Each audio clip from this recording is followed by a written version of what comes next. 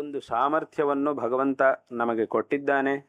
ಯಾತಕ್ಕಾಗಿ ಕೊಟ್ಟಿದ್ದಾನೆ ಅಂತಂದರೆ ಒಳ್ಳೆ ಕೆಲಸಗಳನ್ನು ಮಾಡುವುದಕ್ಕೋಸ್ಕರ ಕೊಟ್ಟಿದ್ದಾನೆ. ಒಳ್ಳೆ ಕೆಲಸಗಳು ಅಂತಂದರೆ ಏನು ಅಂತಂದರೆ ಒಂದು ಭಗವಂತನ ಸೇವೆ, ಇನ್ನೊಂದು ಇನ್ನೊಬ್ಬರಿಗೆ ಉಪಕಾರ ಮಾಡುವುದು. ಇದೇ ಒಳ್ಳೆಯ ಕೆಲಸ ಅಂತಂದರೆ ನಾವು ಮಾಡುವಂತಹ ಕೆಲಸದಿಂದ, ಅದು ಯಾವುದೇ ಕೆಲಸ ಇರಲಿ ಅಥವಾ ಯಾವ ಕೆಲಸದಿಂದಾದರೂ ಸಹ ಇನ್ನೊಬ್ಬರಿಗೆ ಪ್ರತ್ಯಕ್ಷವಾಗಿಯೋ ಅಥವಾ ಪರೋಕ್ಷವಾಗಿಯೋ ಉಪಕಾರ ಆಗ್ತಾ ಇದೆ, ಅಥವಾ ಪ್ರತ್ಯಕ್ಷವಾಗಿಯೋ ಪರೋಕ್ಷವಾಗಿಯೋ ಭಗವಂತನಿಗೆ ಸೇವೆ ಆಗ್ತಾ ಇದೆ ಅಂತಂದರೆ ಅದು ಒಳ್ಳೆಯ ಕೆಲಸ ಅಂತ ಲೆಕ್ಕ.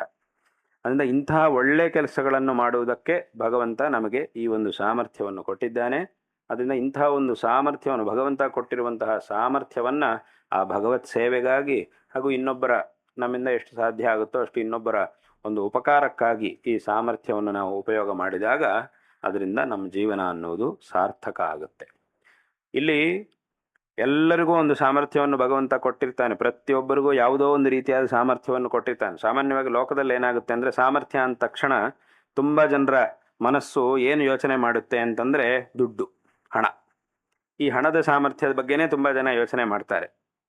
ಆ ಸಾಮರ್ಥ್ಯ ನಮಗಿಲ್ಲಲ್ವಾ ಅಂತಲೇ ತುಂಬ ಜನ ಯೋಚನೆ ಮಾಡ್ತಾರೆ. ಆದರೆ ಅದು ಒಂದು ಸಾಮರ್ಥ್ಯ ಹೌದು, ಅದು ಬೇಕಾಗಿರುವಂತಹದ್ದೇ ಹೌದು. ಆದರೆ ಬರೀ ಅದೊಂದು ಮಾತ್ರ ಇದ್ರೆ ಕೆಲಸ ಆಗುವುದಿಲ್ಲ. ಅದೊಂದು ಬೇಕು. ಅದಿದ್ರೂ ಸಹ, ಹಣ ಅನ್ನೋದು ನಮ್ಮ ಕೈಯಲ್ಲಿದ್ದರೂ ಸಹ ಅದನ್ನು ಸರಿಯಾಗಿ ವಿನಿಯೋಗ ಮಾಡುವಂತಹ ಬುದ್ಧಿಬಲ ಇರಬೇಕು. ಅದನ್ನು ವಿನಿಯೋಗ ಮಾಡಬೇಕು ಅನ್ನುವಂತಹ ಬುದ್ಧಿಬಲ ಇದ್ದರೂ ಅದನ್ನು ವಿನಿಯೋಗ ಮಾಡಲಿಕ್ಕೆ, ಕೆಲಸವನ್ನು ಮಾಡಲಿಕ್ಕೆ ಬೇಕಾದಂತಹ ಶರೀರ ಬಲ ಬೇಕು, ಶಾರೀರಿಕವಾದಂತಹ ಒಂದು ಬಲ ಬೇಕು. ಅಥವಾ ಶಾರೀರಿಕ ಬಲನೂ ಇದೆ, ಬುದ್ಧಿ ಬಲನೂ ಇದೆ, ಹಣವೂ ಇದೆ, ಇದೆಲ್ಲವುದೂ ಇದೆ. ಆದರೆ ದೊಡ್ಡ ಕೆಲಸವನ್ನು ಮಾಡಬೇಕು ಅಂತ ಬರೀ ಒಬ್ಬನ ಕೈಯಲ್ಲಿ ಆಗುವುದಿಲ್ಲ, ಎಲ್ಲರೂ ಸೇರಿ ಮಾಡಬೇಕು. ಅದಕ್ಕೆ ಜನಬಲ ಅನ್ನೋದು ಬೇಕು. ಹೀಗೆ ಸಾಮರ್ಥ್ಯಗಳು ಅನೇಕ ವಿಧವಾಗಿವೆ. ಬರೀ ಅದೊಂದು ಮಾತ್ರವೇ ಸಾಮರ್ಥ್ಯ ಅಂತ ಹಾಗೆ ಯಾರೂ ತಿಳ್ಕೊಳ್ಬಾರದು. ಅದೊಂದು ಸಾಮರ್ಥ್ಯ.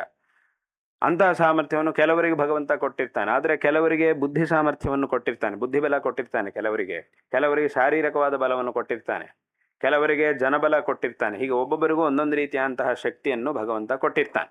ಇದೆಲ್ಲವೂ ಸೇರಿದರೆ ಮಾತ್ರ ಯಾವುದಾದ್ರೂ ಒಂದು ಕೆಲಸ ನಡೆಯುವುದಕ್ಕೆ ಸಾಧ್ಯ. ಇದರಲ್ಲಿ